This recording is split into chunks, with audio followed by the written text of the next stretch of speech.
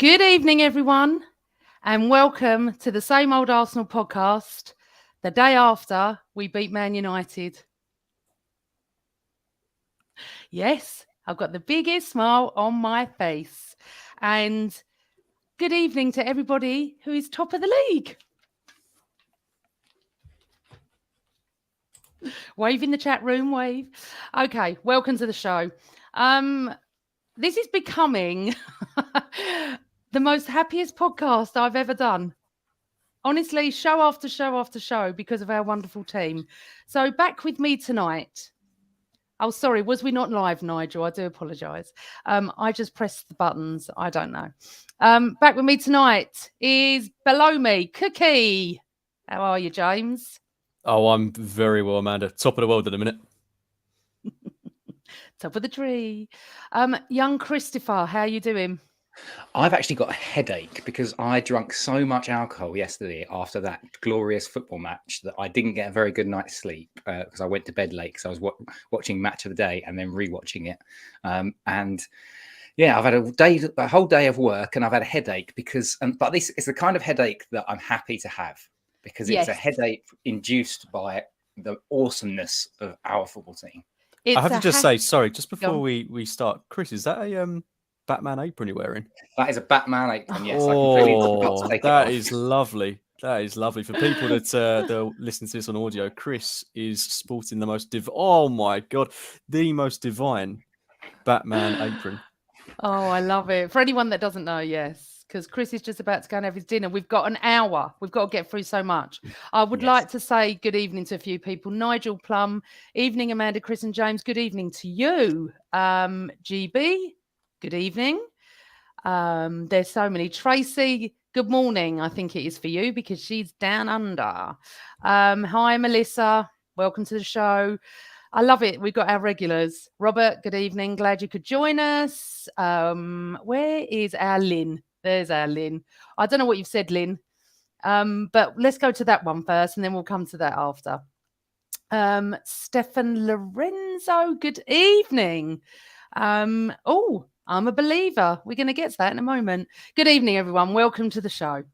I actually don't know where to start. I don't. It's been one of those days. I'm just going to tell you a little story. I work with a Tottenham fan. I did not say a word today. I don't say anything anyway. I don't. I think the best thing to do is not to say anything and to be as smug as anything. That's what I would say.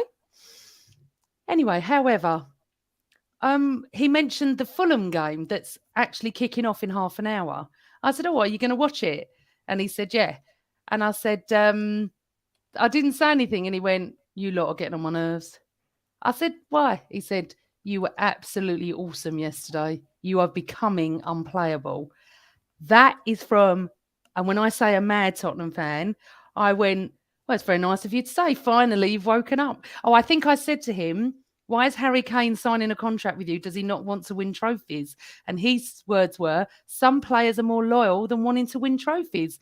And I went, sums up Tottenham, doesn't it? But he was being nice. To be fair, he was being nice. So I think people are starting to realise, and I did say last week, if we beat Man United, I will start to get on the train with James Johnston, who has been believing for weeks, as Carl has as well. So we beat United. I'm now on the train of thought thinking we could actually do this. So Christopher and James, actually I can call you James tonight, Cookie, because there isn't another James on. Lucky you. We were all there yesterday, weren't we? So first of all, Chris, are you in the North Bank? I sure am. Cookie, where are you? Are you North also as in well? the North Bank, yeah. Right, and I'm in the East End Upper. So what we were facing was the new banner above the Ashburton Army, wasn't it? The Arsenal. You saw that banner. And over your heads was the flag, the new flag that the Red Action have done? Or are you not down that part? You're down that part, yeah? Not over my head. I'm block 5 by the corner flag. Right, fine. Yeah, and okay. I'm upper. Oh, you're upper. Yeah. So we're sort of all down there. None of us are down the clock end, are we? No. I actually don't know. I mean, Chris, do you want to sum it up? Cookie, do you want to sum it up? Do you want to go through the whole thing? Should we ask questions? Let's relive it all. Relive it. I'll be completely honest with you. Before the match, I was nervous. And I wrote about it and I was speaking to a few people in the pub beforehand. And I was actually just honest. I was saying, look, I'm nervous. I don't fear Manchester United. If we play to the best of our ability, this isn't a matchup. Like, we are better than them, hands down, full stop, new paragraph.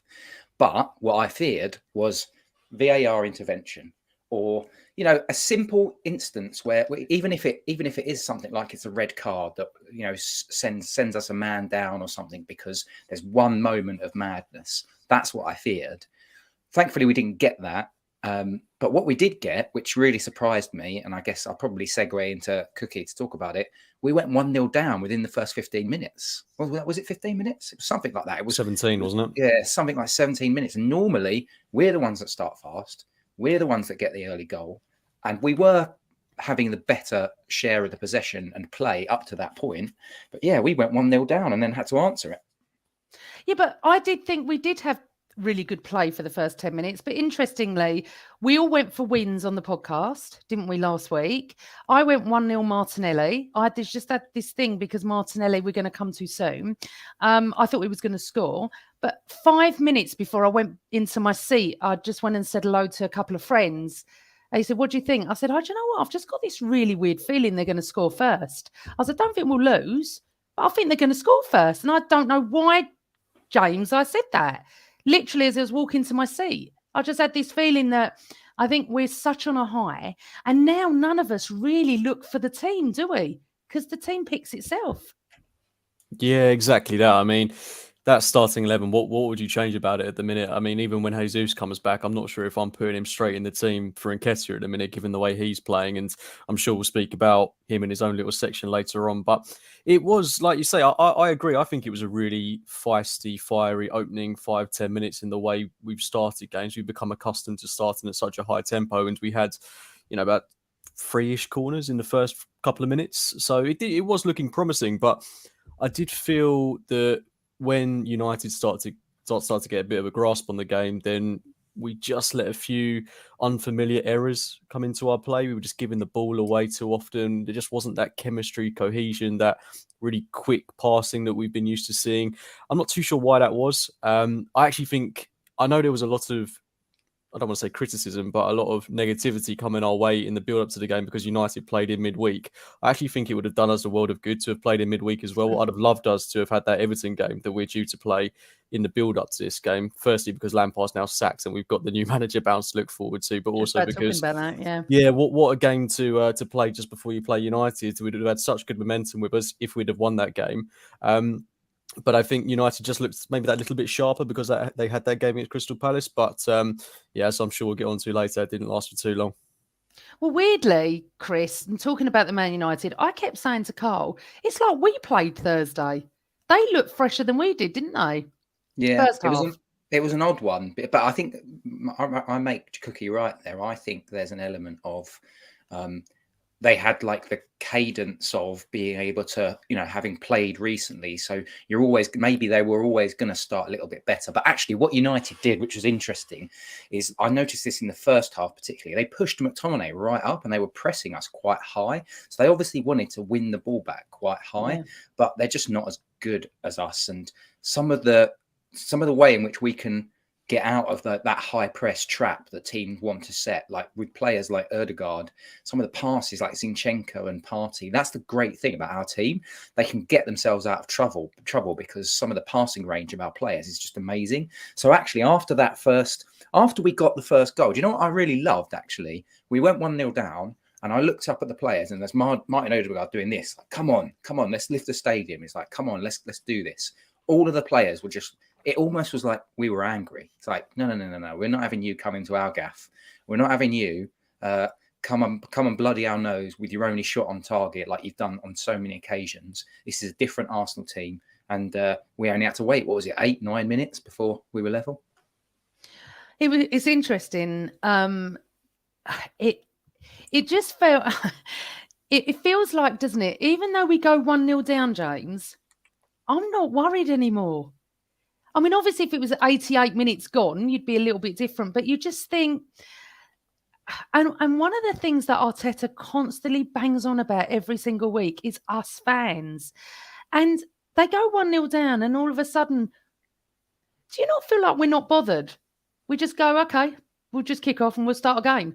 There's no tension. I know it was early. Does anyone know what time they scored? Was it about 17 minutes? 17 minutes. So Yeah. 17 minutes have gone. Was you worried, Cookie? I think I was a bit shell-shocked because it did come out of nothing. I think, although we weren't playing at the top of our game, United hadn't really threatened or done anything to worry me as such, but it was just that loose bit of play from Partey, and it is individual brilliance from Rashford as well to first of all take it round Partey and then to take the shot on. I mean, he rifled that ball really, really well, and taking my Arsenal glasses off for a minute, he really was good yesterday. He's looking like a different player. But it was just a little bit of just shock in that moment. But no, like you, I don't feel any reason to be worried, because one thing we have shown this season is that we've got a real knack of scoring. I think the only game we haven't scored in this season is against the best defence in the league in Newcastle, who were so good. And if we'd have had Trossard for that game, then could have been a different story, because he ended up being something of a difference maker towards the end of the game. But with so much time on the boards, I mean, well over an hour of football to play, there's just no reason to be worried. You've just got to play our game, be patient, and the chances will inevitably come. That's the beauty of this team. We've got so many players that create something out of nothing. If Saka's not doing it, Martinelli will. If Martinelli's not, Ødegaard will. If Ødegaard's not, Partey might. So it's nice to have those options, and there's just no reason to be worried at all when we go a goal down. So weird, isn't it? I'm just going to put this comment up, and I don't know how I'm going to say your name, so I'm just going to call you Izzy, because I think it's easier. I know exactly what you mean, Amanda. After they scored, first I told my friend, relax, we will come back, and lo and behold, we did. My confidence in us playing at home is so relaxed. Tracy said they are playing panic-free football. Chris, do you agree? Was you worried at that moment or not? No, but I haven't been worried for probably the last 5 or 6 home games anyway. Like, away matches are very, very different, the atmosphere, all of that sort of stuff. But in home matches, when we've conceded, it doesn't matter if we concede the first goal, if we concede an equaliser, the response of the fans, and I feel it too, and it's almost like this, it's the symbiotic relationship between fans and players that exist. It's having such a positive impact, because my response to us going behind was just to cheer louder. Come on, lads, you can do this. And everyone around you does that as well. And that kind of collective, unified sort of approach amongst fans and players, I think it transmits to them. I think the players have talked about it as well, about how they can feel the vibe in the stadium.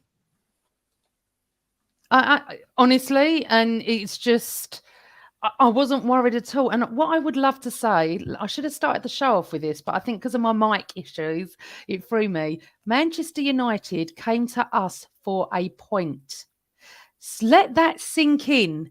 Every time they went level, or we were level, they time wasted.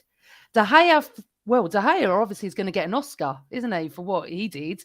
It was shocking, wasn't it? It was so embarrassing. Didn't get touched. That is right where I sit. He's literally facing me, and I went, "What is going on?" It's embarrassing. If that was Ramsdale, I'm telling you now, I'd call him out for that. Manchester United came for a point, Cookie. Yeah, and it sums it up when they Incredible. took Anthony off for Fred.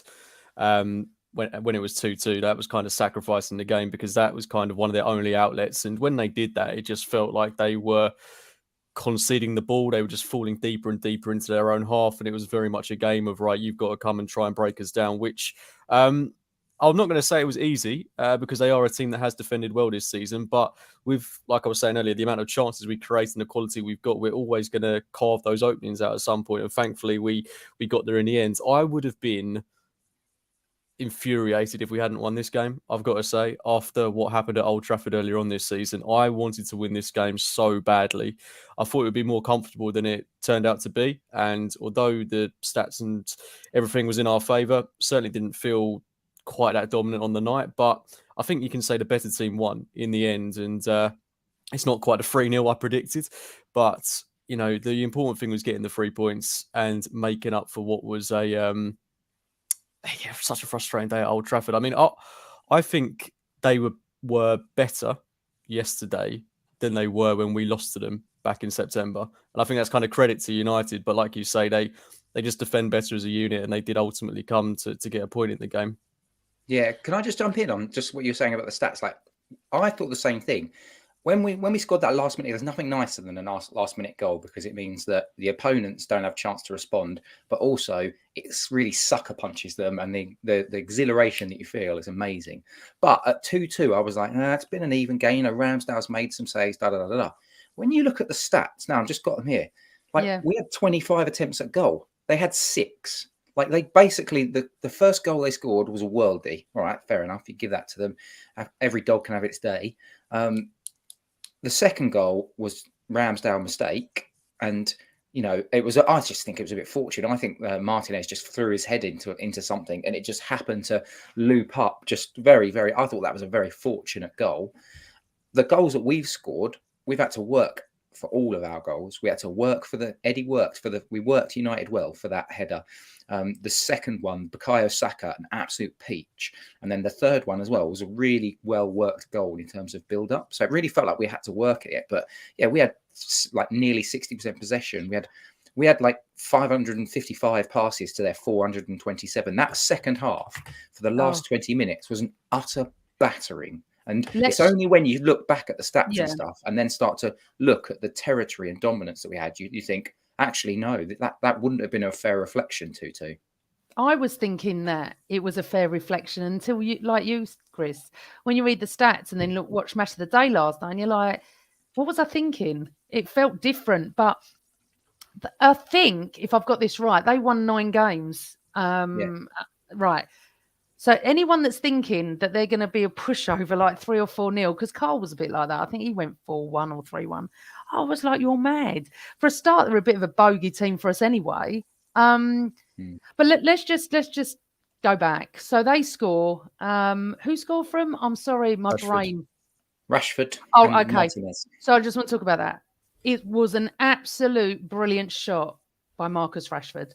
You cannot deny that. It was an absolutely brilliant shot. But then he runs to our fans. Right in front of me. Yeah, right in front of you, because I know where you are. I could not believe what he was doing. Luckily, none of the fans reacted. They really didn't. It didn't look like they did from where I was sitting. And I didn't understand why he did that, because he's, what did you see?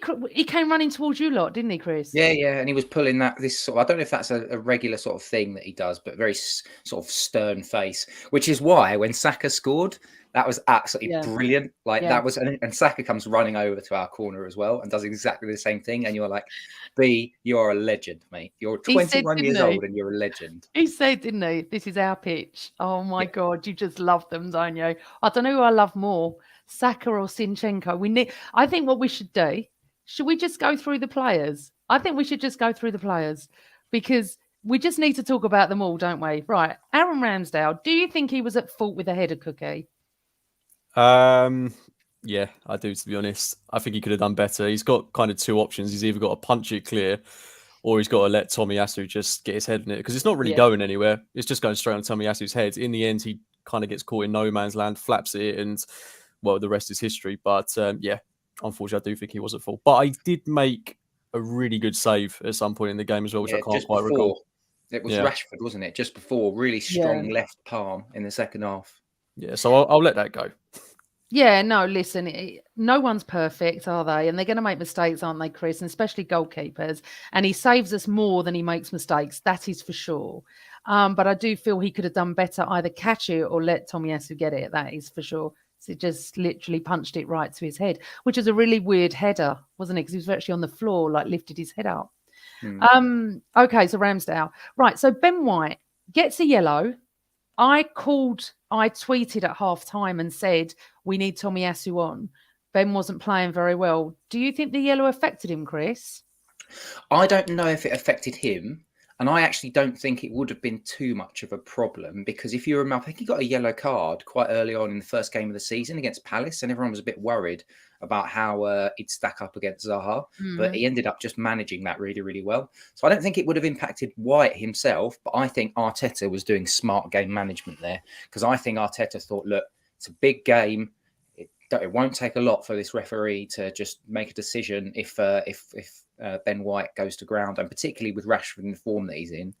Although second half, Rashford basically, I think for the last sort of half an hour or so barely touched the ball. But I think that was a clever move from Arteta because he probably thought, you know what, I'm going to bring Tomiyasu on. I'm not going to risk that second yellow. And Tomiyasu actually came on and played brilliantly, I thought. Well, he did after about 5 minutes, but I just want to go to this comment because I agree with. Welcome to the show, Daniel. White was not having a good game. Cookie, did you think that or not? He definitely wasn't having his best game. I don't think he was necessarily bad, but given that he normally plays at such a high standard, it just wasn't at his level. And there's absolutely no shame in that. And it's so nice to have an option like Tomiyasu off the bench you can bring on, and there's just no dip in quality whatsoever. And he's able to offer something, very similar, but also something quite different as well. So it's not like you're bringing on Cedric. You haven't got to worry in those situations. It was a smart substitution. Yeah, and Bad Boy said Tommy is Mr. Reliable. I think for the first few minutes, it just took him a few minutes to get into the game. Gave the ball away, bad tackle, and then I think he was great. I absolutely love Tomiyasu. Who's next? Is it Saliba? Yep. Do I get to go on Saliba? Yeah, go on. Yeah. Good game. I think you could probably say that about both of our centre halves. I didn't think there was a lot they could do for the Rashford goal because the guy's taken a pot shot from like 30 yards. I thought there's probably a question in the first half over the. I think it was Anthony had a shot that Ramsdale palmed away, but again, that's another shot from outside of the box. They weren't getting in behind, and that's testimony to how good our centre halves are. Gabriel and Saliba. I think both of them just played well. I didn't think they really had too much to do, particularly in that second half. All they were doing was mopping up the ball and recycling it and delivering it to our midfielders because we were camped in their half for probably about half an hour of that second half, weren't we? Yeah, we were. Any thoughts on Saliba, James? I can only really echo what Chris said. I mean, they couldn't really have done much on either of the goals. Gabriel did all he could to try and stop the Martinez one, but just really solid. And we just limited to United just having shots from outside the box, which, like you say, Chris, is testimony to how solid they've been. Yeah. Okay. Gabriel. I love Gabriel. There's just something about Gabriel, Chris. I just love having him in our defence. Yeah, there were a few people earlier in the season, and I'm on a couple of WhatsApp groups where people are saying, I think Gabriel might be a problem, but I've never thought that. I think he's a very, very quality, accomplished, left-sided defender, and also left-sided centre-backs, decent ones. They're not easy to come by. So when you do find one that's good, you've got to keep hold of him. And so, yeah, fantastic for me. Both of them as a pair almost. I just thought Saliba and Gabriel. It's a bit of a weird one because you concede 2 goals and you think you have questions over the defence, but I don't think anyone in that back line, apart from maybe Ben White was a bit shaky, but I didn't really think anyone had a bad game. No. I just need to prepare myself for Zinchenko. I mean, I'm not going to go and talk about Tierney again, but Zinchenko, when he first joined with Jesus, my City mate said to me, Jesus is amazing, just needs to add goals. Zinchenko is going to get found out. I tweeted him today and I said, when are we going to find out about Zinchenko? Because he's getting better and better and better. Left back, midfield, striker, winger. He is everywhere, Chris. Did you see his heat map yesterday? Yeah, it was probably I haven't seen it, but it's probably all over the place. I think what City fans are probably thinking about is him playing as a left back. He didn't play left back for us. He starts on a team sheet as a left back, but he pops up everywhere, doesn't he? And it's because of, I actually think Zinchenko deserves a lot of plaudits, but I think his team around him deserve plaudits as well, because whenever he's marauding, you either get Xhaka filling in or you get Gabriel shifting across. The whole defence kind of shifts across. So I do think we should give some props to other players who enable Zinchenko to move across the pitch. But second half particularly, I mean, he was just immense, absolutely immense. And he's had 1 or 2 fitness problems in his career, and you just hope that he can just maintain that fitness for the rest of this season. He's had 1 injury, but if he can stay fit for the rest of the season, what a player we have. Even Bad Boy said he was even helping out in the right wing attack at one point. He was everywhere, wasn't he, Cookie? Just absolutely everywhere. He's like Mikel Arteta's dream player. I mean, as much as we were over the moon Jesus joins and we were like in awe, Zinchenko's just been as good, isn't he? Yeah, I mean, these 2 games against Spurs and United, he's shown why he's come from a title-winning team. He's just elite. He's such a good footballer. And I never saw this side of his game at Man City because, like you're saying, Chris, played as a kind of out-and-out left-back, really, when he was there. For us, he's just so much more than that. He's combining the left-back role with the central midfield role, and he's just... I don't even know how I would describe his position because he's just he's an anomaly. I don't know how you say it, but he's just popping up absolutely everywhere and just makes so much happen for us. I love the guy. I absolutely love him. And taking away the actual technical aspects of his game, which is far and away some of the best we've got in the team, just his passion for us and the game. I just absolutely love it. When we went 3-2 up and he runs into the North Bank, gets swallowed up by the crowd at full time, where he goes over to the clock and he's just giving all that on his chest. It's just want to give him a big hug. Just love him.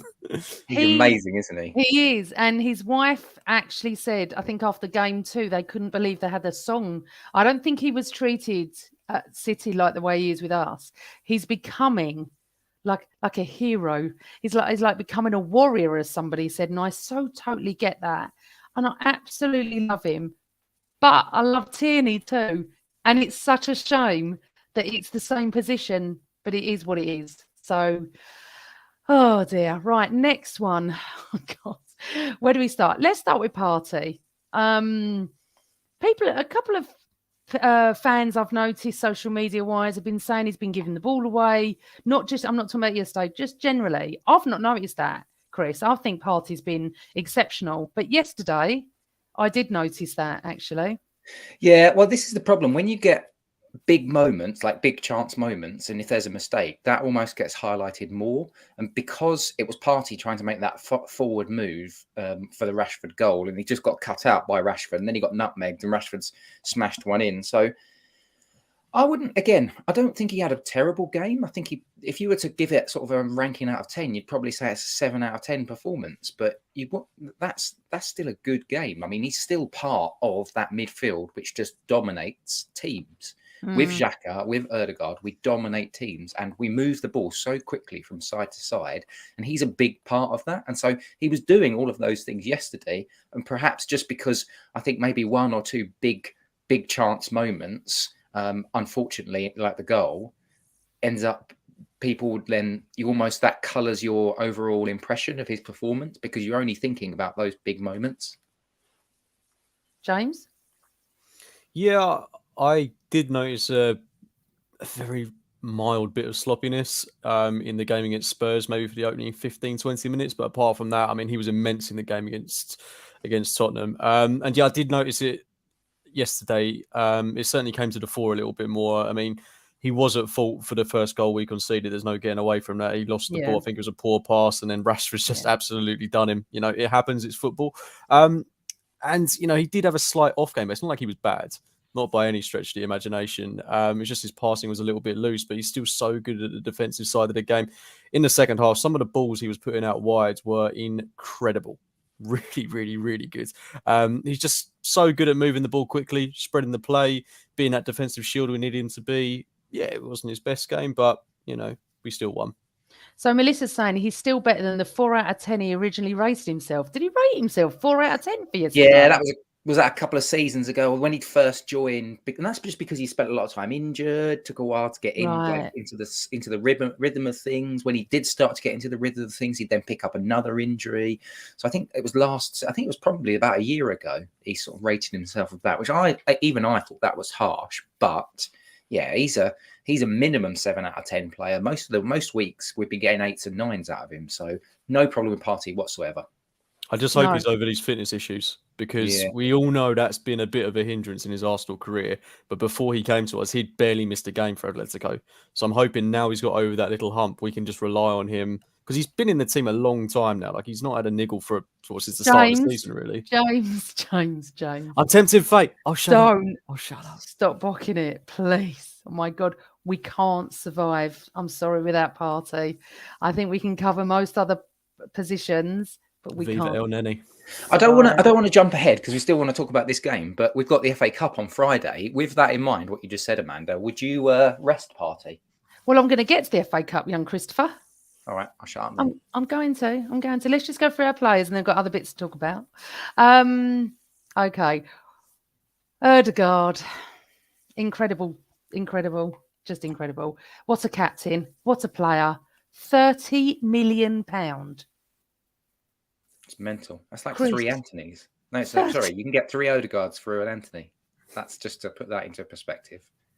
Well, I am on record on this podcast waxing lyrical about him. I have my pinned tweet, which I basically just retweet myself every week at the moment because I just love him so much. And the thing I love about him, again, people that listen to this regularly will probably be bored now, but the range of passing, his vision just baffles me every game. It baffles me how good he is. Like his range, his vision, but then also the little things. Like I said earlier, we've gone 1-0 down, and he's looking up at the crowd and he's saying, "No, come on, let's raise it. Let's make some more noise here. We can get back." And it all helps. All of that, the little stuff like that, all helps. But as you said, Amanda, fantastic captain. What a good example to set as well. Him and Xhaka. I took a video of them clapping the North Bank when we finished. We'll talk about Xhaka in a sec. And I just went, they're my captains, just brilliant. Anything to add, young James, about how amazing Erdegaard is? Someone just put her garden. That's why it just threw me a little bit. I love it when people say that. Erdegaard. Mr. Martin. I'll keep it brief, but there was just one moment in the game where he won the ball back off, I think it was Fernandes, and he went to ground and he just shielded the ball and then somehow managed to get it out of danger and pass it to someone whilst he was on the floor. And I was just looking at him thinking, we're ridiculously lucky to have a player like you. He's phenomenal, worthy of the armband. I absolutely love him. It's interesting. I think you're talking about the one that Carl Stark's talking about. There was one pass to Xhaka yesterday that was just outstanding. He did. I think that's the one you're talking about, Kiki. Honestly, it was breathtaking again. I mean, we are so lucky to have Erdegaard. And just to think there were people that thought they didn't want him, and I got it wrong, and Daniel corrected him, it was 35 million. But he's worth about 80 million now, at least. I mean, well, I just don't know what to say. So when Partey plays and Xhaka play, it's just great. Xhaka just can go much more forward than he ever could. Christopher, yes. Xhaka yesterday. There are times I don't even know Xhaka's on the pitch. That's how good he is. He has definitely improved on his discipline, which is major for us. Yeah. And a backup captain, superb. Yeah, there is an air of authority about our midfield these days. I feel like psychologically, opponents get onto the pitch and they know we're going to have a tough game today because Arsenal absolutely boss and control the midfield. We control territory, we control possession, we've got methodical build-up, and it all is because of Xhaka, Partey and Erdegaard, that 3 in the middle, and the way that they move the ball. Again, Man United just couldn't, in that second half, they just couldn't get near us. And every time they tried to release the ball or get any kind of angle for any passing lanes, it just wasn't there because either a centre-half would pick up and then just recycle it to Xhaka and Partey, and then we go again, and then we go again. We were relentless in that second half, and it's because of that midfield. It's because of the back line. It's because of the whole team. That's why we're going through it 1 to 11. But actually, that midfield just controls and suffocates opponents, and I love it. And that's why Partey is really important, Cookie. So you're not going to say anything about injuries, are you? No, I'm going to keep my mouth quiet on Xhaka. God forbid he gets injured. Oh my God, don't. And it's so true. I mean, look at this. Would we have been saying this 2-3 years ago? From Fiona, Xhaka is just brilliant. He is. And you're totally right, Chris, isn't he, James, about the fact that our midfield is they're like midfield generals now, aren't they? Yeah, definitely. We've not seen anything like it since the Invincible days, if we're being completely honest. It's nice to have such an authoritative, mature midfield because Xhaka's 30, Partey's 29, and Erdegaard's arguably the best player in the Premier League at the minute. So we've got all of that going in our favour, but also they're three really, really, really good footballers, and that always helps. So yeah, it's refreshing to see, but we need a little bit of backup for them. Okay, yeah, we do. And that can lead us on to our new signing, Jakub Kiwior. I think I've said it right. Well done, Amanda. Do you like it? I like the fact you're going with phonetics. Talk to me about Jakub Kiwior. Kiwior. Ex-woman. It went well the first time. Well, I can't pretend to be an absolute expert in Italian football. I'm sure James has probably seen more Italian football than I can, or our good friend Giles can probably tell us a million things. Grimundi tweets about Jakub Kiwior, but centre half. I've heard a couple of people say I don't think he'll play defensive central midfield, but there's rumours that El Neni's injured at the moment. Oh, and if Partey gets injured, then why would we not play a guy who last season made 22 appearances as a defensive midfielder? Like, he's not going to be Partey, but that's what we've just said. Like, we can't get a replacement for Partey, but you need to have somebody in there because Lokonga looks more like a number 8.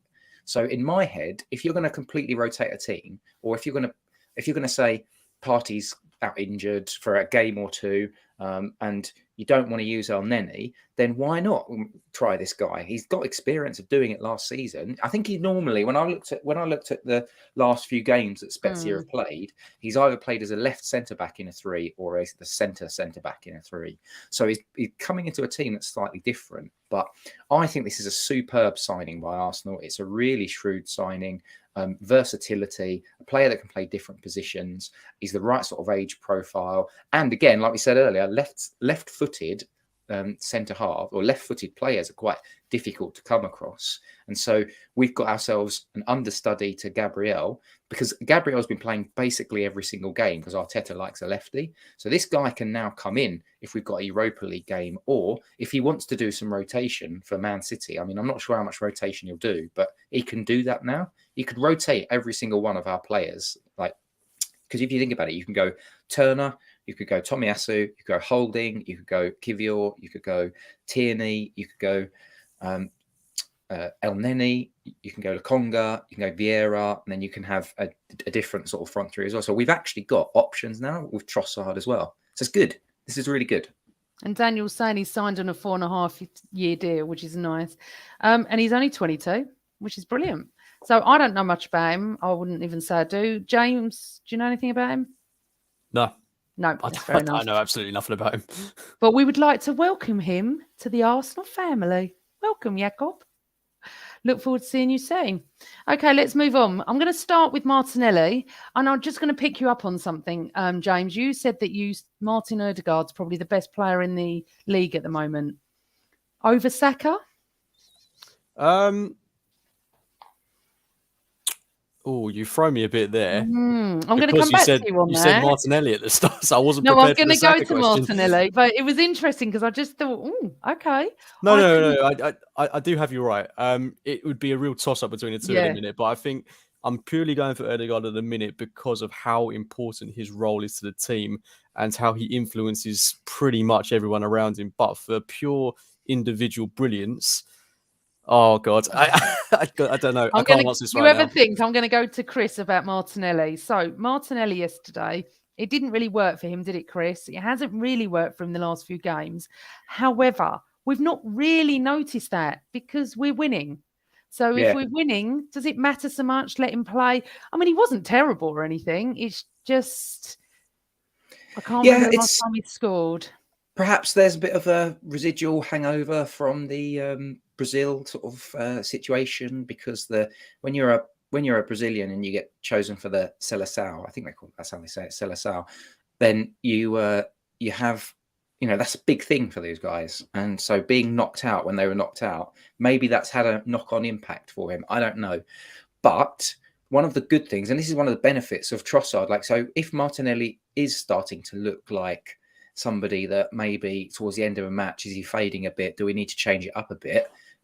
Trossard came in for Martinelli last night and actually impacted on the third goal and I thought was pretty good. And that's exactly what we want. We want impact. And what it means as well is that Martinelli's got he's got 20 minutes less in his legs. Maybe that helps him in terms of, he needs to be refreshed a little bit. So I don't know. He's not been amazing, but he hasn't been rubbish. He's just been all right, I would say. He's still a threat. Yeah, I think it's just been all right. That's what I would say as well. But then Trossard came on, and I mean, how lovely is that, isn't it, James? To see, we only signed him about 5 minutes before, didn't we? So it was lovely to get him on the pitch. What do you think on the Martinelli thing? Do you agree with Chris, or have you got other views? Yeah, he's a little bit out of sorts. I don't think he's been bad since the return of football. He scored against West Ham, scored against Brighton. Pretty sure he got a decent assist in the game against Oxford as well. So it's not like his output's been way off and his contribution's been way off. So no issues there for me. It's just he's such an explosive player, and we've not really seen him be explosive in the past couple of games. And in fairness, he was playing against a very good Aaron Wan-Bissaka, who's kind of turned his career around recently. So, there's no shame in having a necessarily ineffective game there. I do think he got better as the game went on. There was a moment where he did, beat about two people, put a wicked cross into the box, went to nowhere. But apart from that, yeah, he is a little bit out of sorts. But maybe that's because his position has been so safe and so assured that he's not really had to look over his shoulder at someone behind him. Well, now we've got Trossard, who I think looking ahead to that game against City, which we'll touch on, if there's one player I would be switching up, it would be Trossard for Martinelli, because I think what he showed in that 10 minutes was he's just got so much quality. He was very Cazorla-esque almost. When he had about 5 people around him, he still got out of a tricky situation. His impact on the third goal. He's really speedy as well, which I didn't quite know he had in his locker. So I think that would be a sensible change to make on Friday. Did you not think he'd just slot in like he'd been there for months and months? He just came on it didn't feel like a debut that we was all watching and seeing what he was like. He just slotted into our play. No, he's an Arsenal player.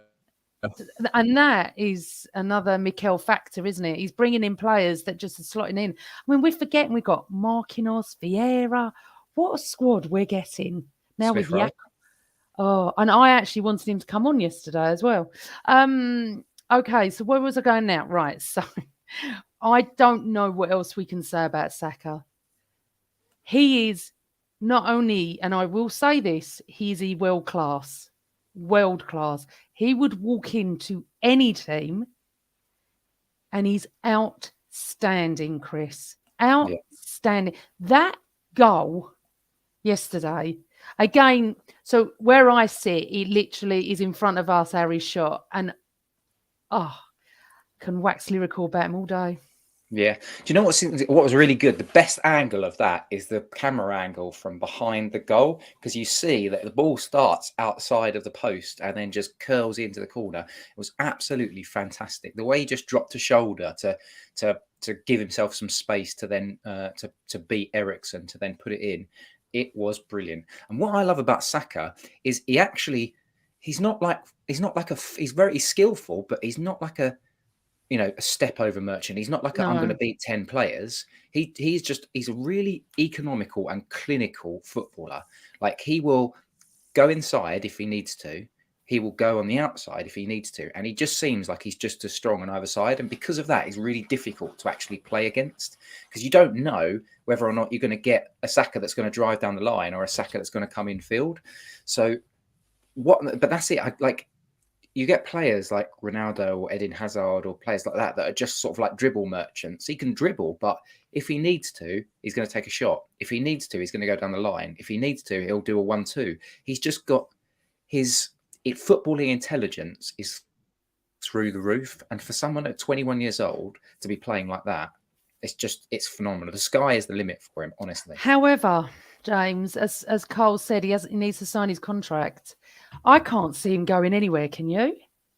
No, I'm just going to touch very quickly on what you were saying there, Chris, because I think his game is interesting because he doesn't really sprint, does he? He plays at kind of half pace. He slows everything around him down to his pace, and he makes everyone else play how he wants to play. But because he's got that footballing intelligence, he can play a quick 1-2 with someone like Ødegaard, and bang, he's away really, really quickly. He knows where he needs to be. He knows where his teammates need to be.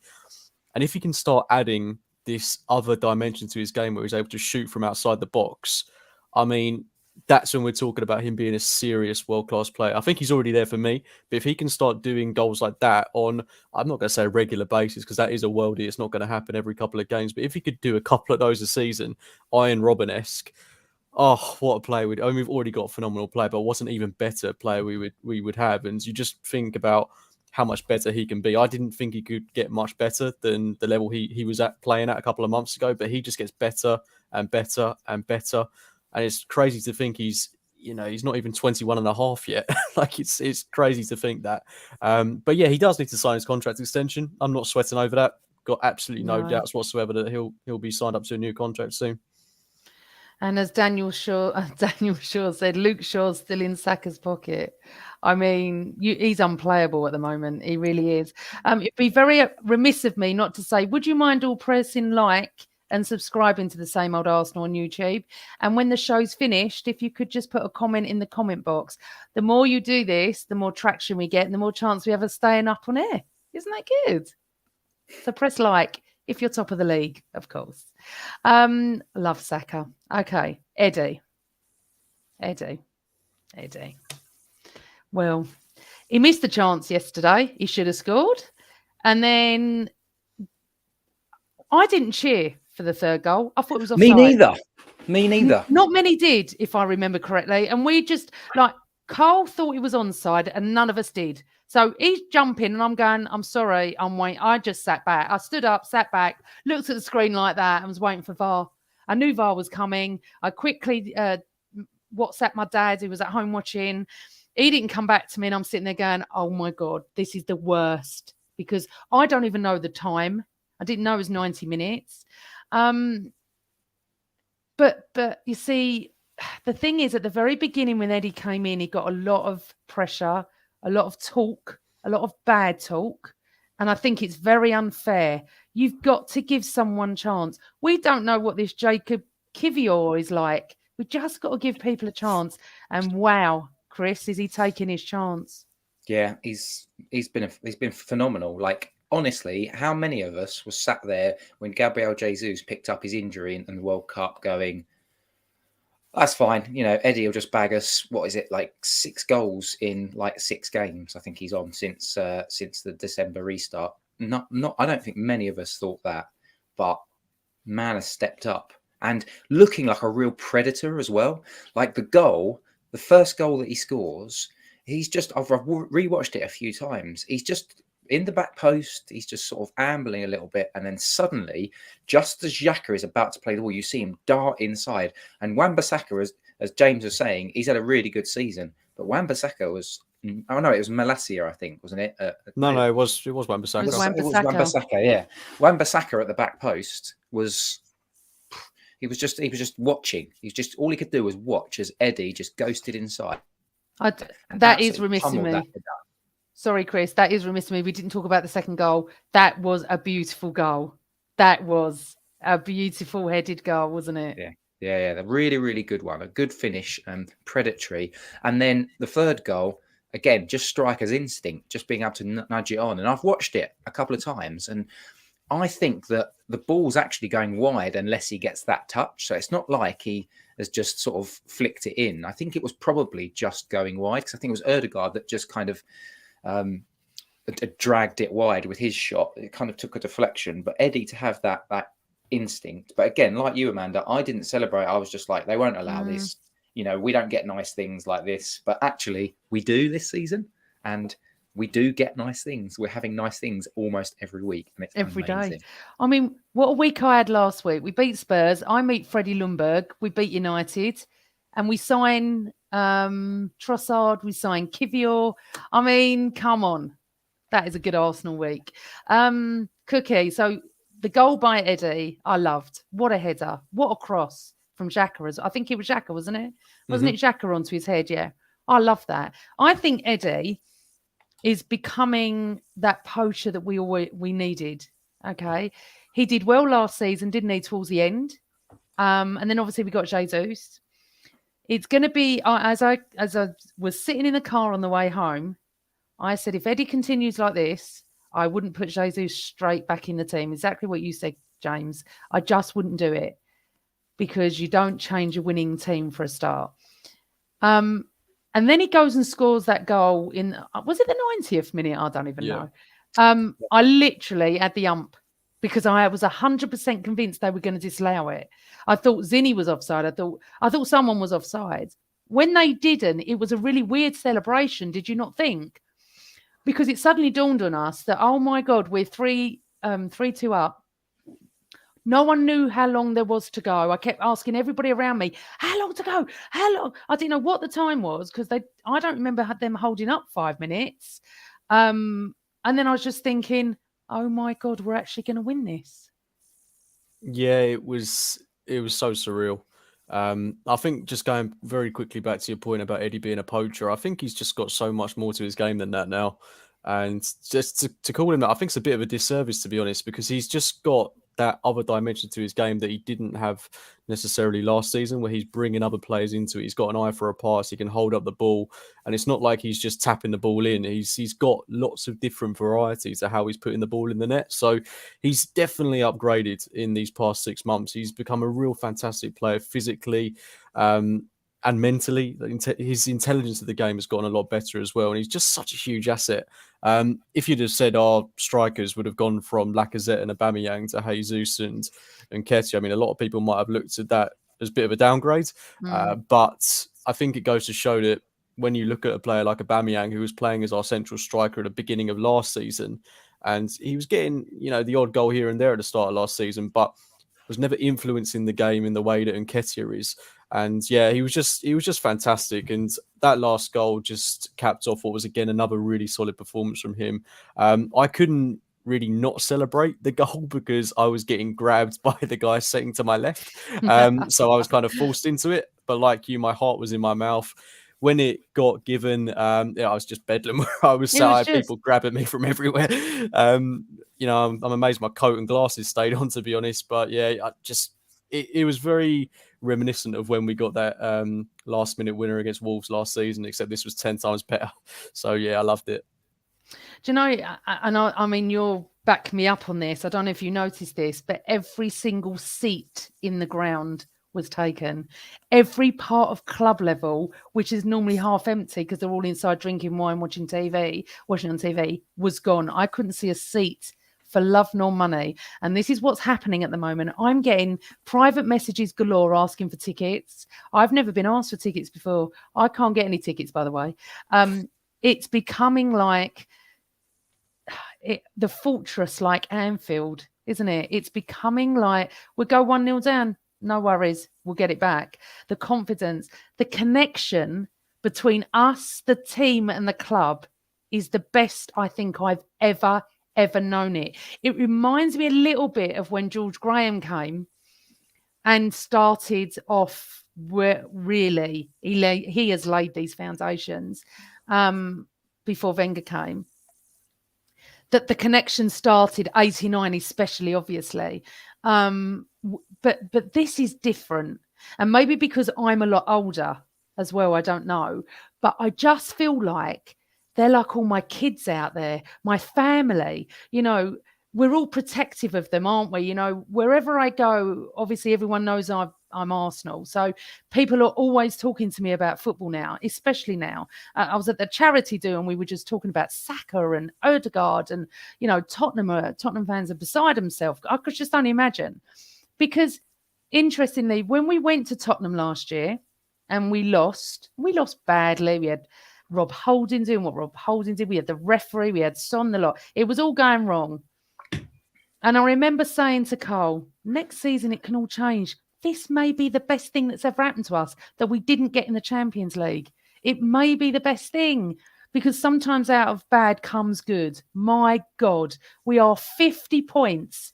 We've got 50 points and we're 19 games in. For the person who was asking about the yellow cards, they stop now. They go back to 10, I think, because we've done 19 games. So we haven't got to worry. The last couple of weeks, we've been worried about Saliba getting one, Saka getting one, Gabriel getting one. Doesn't matter anymore. I'm just so proud of this. It's made me so emotional last night. And when the final whistle went, I don't even remember people leaving. We were all singing and dancing. The players were clapping us. They played the Saka song. I don't even remember what time I even left. It was It was amazing. And what I always try and do is play a video for all the people, the overseas fans, people that just can't get there to experience it. And I do apologise. I always sing to North London Forever. And I did post the video, and I've got the worst Spurs on the planet, but you get the gist. And then we've got all the Ashburton Army. We've got the most incredible connection. And it's getting stronger and stronger and stronger. And it's like no one can beat us. I mean, not football-wise, but I mean just generally. We're just one, aren't we, Chris? Yeah. I mean, but it's happening. It starts off 4 years ago. You get like basically the red action section where everyone stands up and sings, and that's where. And occasionally you get little ripples around the ground. And then in the last 18 months, we've had 2 years. We've had the Ashburton Arby, which is the other side of the ground, and we're feeding off of like us in the North Bank are feeding off of those guys, and they're feeding off of us. I mean, they feed off of themselves. To be fair, they're that good.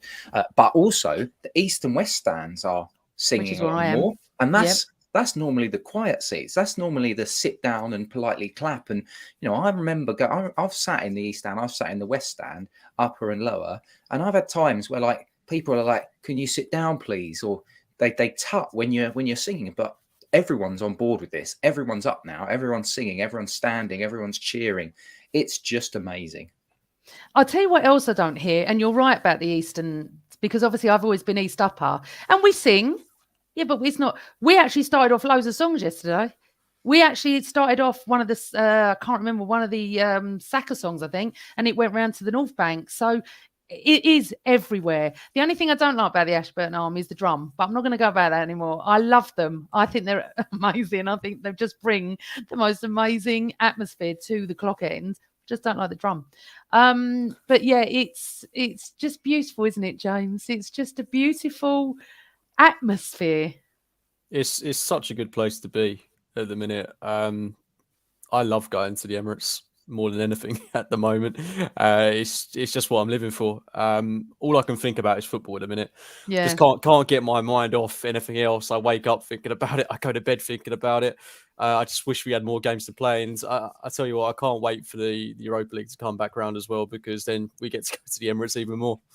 It is true. Carl said, come and sit with us, Chris. I'm a noisy bugger. He's got no voice. He's moaned all day. He's had a sore throat. I'm not joking. He's lost his voice. It is just, I don't know. He gave me earache yesterday. He wants to know if I'm on the train. And this is what I was saying at the beginning. I am on the train. I do believe we can win the league. I'm going to say it right now. I haven't said it because I said, got to beat United first. And there was a couple of other things I wanted to say. Yes, and you're definitely on the train. Are you on the train, you two? Where are you at the moment, James? I believe there's a possibility we can win it. I think if and when we beat Man City on the 14th of February, then I'll or 15th of February, whatever it is. 15th. I will. I'll definitely. I'll be first class ticket on that train. But until we play that game, because I think we've passed a lot of litmus tests this season. But City's obviously mentally such a massive game. So yeah, that game in February is huge for me. Chris? No, I'm not yet.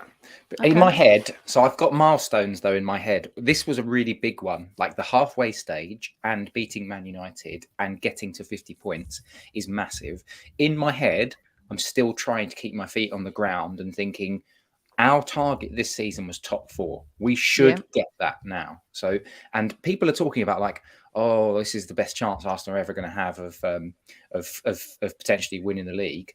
This is only the beginning. Like the age of our team is so young that we could be even better next year, and we could even dominate for years. So for me, I'm still like, do you know what? Man City are a juggernaut. We're at halfway.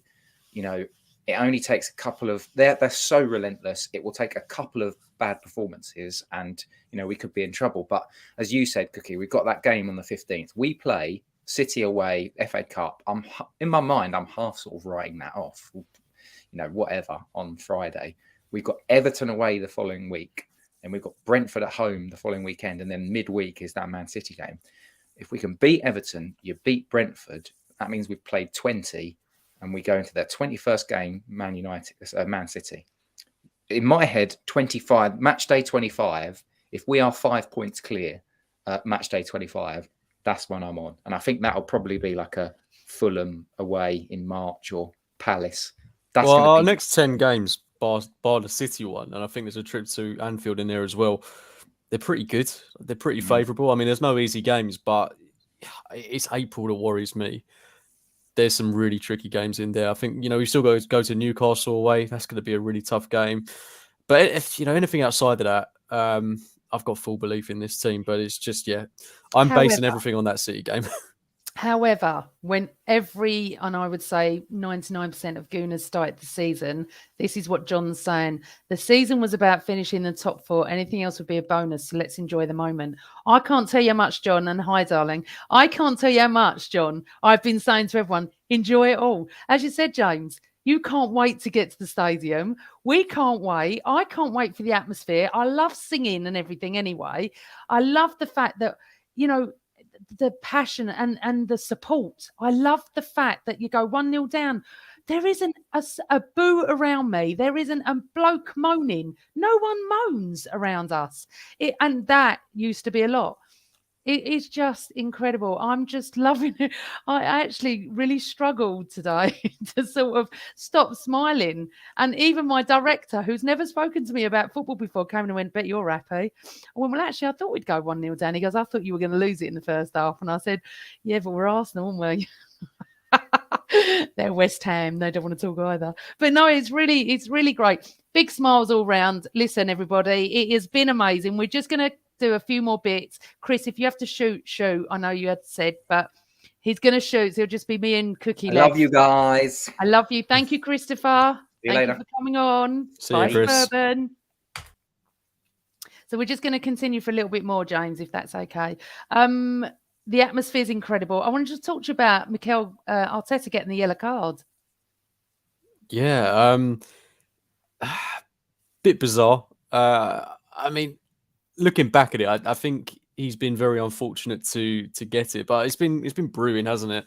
Because there's been so much talk about him, and your mate Richard Keys has been going on about him for so very long. So yeah, I'm not particularly surprised. I mean, does it really mean anything? No, not really. I think he had a fair point though, didn't he? Because he was protesting about the 4 tackles that Shaw had made, and there'd been no yellow card. And it's not like he was particularly vigorous in what he was doing. He wasn't really in the officials' faces, but I just think the officials don't quite like being told how to do their job, which is why he ended up getting penalised for it. And in the end, he didn't really seem to have too many issues about it. So it happens. It's done. Draw a line under it. Move on. I liked his interview about it. He said we can all do better in life. I love our manager so much. And it is true, actually. Typical ref, Shaw commits a foul and Arteta gets a yellow. It was so true. Phil Macker said, Gary Neville obsessing about Arteta running up and down the line did my nut. I know exactly. I think Gary Neville and Richard Keys are not going to cope if we win the league. I'm telling you that. Let's quickly move on to what you sort of said at the beginning, and this is what I was talking about to Carl. Everton with Everton next with new manager. I hate the new manager bounce. Pete, I said it straight away to Carl, went, oh my God, why could we have not played Everton last week or something? Because they are really poor at the moment. They bring a new manager in, James. You know what can happen. Yeah, exactly. It depends who the new manager is. I think there's a lot of talk around Sean Dyche being the new coach there, who would probably be a good appointment for them at the minute.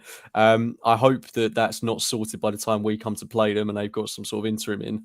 But irrespective of that, they are still a poor team. No getting away from that. Their recruitment has been dreadful over the past couple of years. They've spent loads of money on players that have just left the club. They're just kind of evaporated into thin air. And they're just a very beatable team. I would be beyond disappointed if we didn't go there and win comfortably, or at least just get the 3 points, because you can't drop. If you're going for the title, you cannot drop points in any circumstances. And again, player for player, we are a better team. So if we play the way we're used to playing, if we don't get cocky, stay humble, then whoever is in charge of that game, we should have no problems beating them. There is, Carl. There is not always a new manager bounce. There generally is. Let's hope this time it's not going to affect us. Cookie, so Friday night we go to City away in the FA Cup. Strange this, isn't it? Because we're sitting here thinking we know the league to us is more important. but this is also a very important trophy. And we could do the double. No one's even spoken about we could this do the yet. treble. Well, the treble was the Champions League, but yes, if it was the Europa League, yes, I get that. I said last year when we didn't hit top 4, I bet we go and bound and win the Europa League next year. I don't know if we've got enough in our tank to do the treble, but you know what? We go and win every game. Who knows? What's your prediction for Friday night? Honestly, I can't really call it. I do think we'll rotate. I just hope it's not really, really, really heavy rotation. I don't want to see, an overly rotated lineup because I do want to give us a fighting chance in this game. But I also want to see Trossard start. I'd like to see Smith Rowe start. And then, I'd like maybe the new guy. I'd like to see Jakub start. So sensible rotation. Vieira, obviously, he needs to get a game as well. But I do worry if we start bringing in people like Lokonga and Holding, that it might just stretch us. It will stretch us too much, to be honest, because they've got very good quality and depth. But at the same time, I mean, where we are at this point in the season, this is kind of a normal game week, really. It's not like we're playing midweek and we've got an important game coming up. We've got, a good bit of rest going into this game, and we've got a good bit of rest after this game. So it could be quite nice to see something like a midfield of Partey, Xhaka, Vieira, just to mix up a little bit, give Ødegaard a rest. And then on the flanks, instead of having Martinelli and Saka, have Smith Rowe and Trossard, keep Eddie through the middle. And then just at the back, bring in Tierney and Tomiyasu, and then have Turner in goal. I mean, they're already just said you've got a load of rotations that you made there without losing huge amounts of quality. Obviously, it's how they'll perform as a unit, but that is quality additions you're bringing into the team. So I'd like to see a team like that. But I mean, City, they're just so inevitable. I'm going to be optimistic. I think we'll go there. I think we'll win 2-1. Okay, cool. Everyone in the chat room, what do you think? 1-1. What happens then? Is it a replay or does it go to extra time? Yeah, replay. Replay. No, we don't want a replay, that's for sure. I'm just going to put this up. Thank you so much, Unique, for your donation. That is lovely. Hopefully Craig can put that towards getting the laptop fixed, because Craig needs to come back. We want Craig back. We signed Trossard. We signed Kiwior. Gabriel Jesus waiting in the tunnel to hug the boys, which is, I was going to talk about that. There is something special going at Arsenal, and Zinchenko is absolutely phenomenal. A future captain for me. There is unity. We now need a central midfielder. Okay. All back Kiwior. Maybe he is that central midfielder. Who knows? We need to keep Partey fit. Thank you so much, Unique79, for your donation. That's lovely. We're going to end the show now. So what I think we're going to lose on Friday night, if I'm honest. Oh, well, that's the spirit. Oh, no, there's a spirit. And I don't think it'll be... do I think we'll lose? I think just maybe. Depends what the teams are. It's very hard to say. I think if we lose, but we still put in a decent performance, it's not the end of the world. I mean, can you imagine if we won the league and won the Europa League? What a season that would be. Oh my life. Don't. Cole said, fully rotate the side. I don't care how we do on Friday. The league is everything. I think that's what I'm thinking now. Very interestingly, Carl and I can't watch the match on Friday. All I can say is thank God it's not at home. We're going to a night with the Invincibles. We're going to one of the shows that's been booked. And thank you very much to my other half for a Christmas present. But everybody in the audience is going to be sitting there on their phones, aren't they? Quickly looking at the scores. So I'm going to go. Oh, I can't go for a draw, can I? Because it will just go for that. I'm going to go for a draw. I'm not going to say a loss. Absolutely not. Thank you, Unique79. Thank you so much. See, Robert saying 2-1 City win kills me right in that. Plus, Phil Macker said, plus City don't have a downgrade 11. So the thing is, I don't know what he's going to do because we're not playing for another week. We've got Everton the week after. We'll be back some point after the City, Saturday, Sunday or Monday. But if you don't want to miss a show, please subscribe. It really does mean a lot to us. And please comment in the YouTube box as well. Please press like. You've all been amazing. Our team is amazing. We're top of the league, which is amazing. Cookie, tell everyone where they can find you on social media. You can just find me on Twitter at JECook96. Thank you all for your lovely comments as well. I'm so pleased you're enjoying the shows. Next month, I've got some really really good guests coming up. A couple of controversial ones and a couple of ones that you're going to absolutely love. Great show as always. Great comments in the chat. See you all next week. Up the Arsenal. Always Arsenal. I think that is the perfect way to finish it. Thank you, Nigel Plum. Good night, everyone. Thank you so much. Please press like. Please subscribe. Please come back to the next show. Cookie, you've been great. Thanks to Chris as well. I love you all. I'm so happy. I don't know what to do with myself every day. All I do is think about the Arsenal. Good night, everyone.